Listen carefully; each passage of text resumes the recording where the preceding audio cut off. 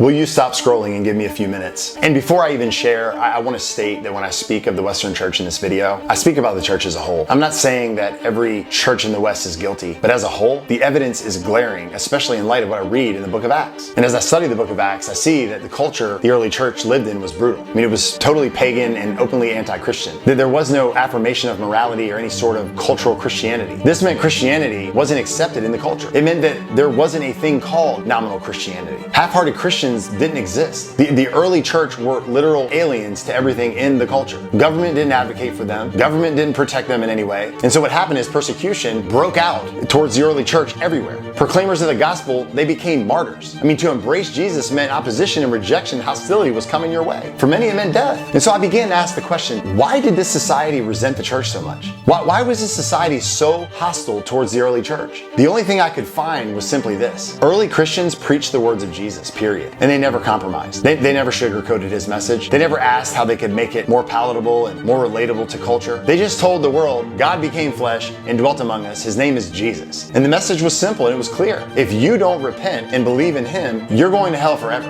And they made it absolutely clear that belief in Jesus involved sacrifice. It involved a changed life, not living as a hypocrite. The early church was confronting sin and calling people to deny themselves and become lifelong slaves to a crucified Jew. And it was a hard sell. The few were signing up for this. The early church was preaching a gospel that was deeply offensive to both Jews and Gentiles. That meant pretty much everybody in this day. Guys, the entire known world was in direct opposition to the message of Christ. And because of this, anyone who represented this message was resented and rejected.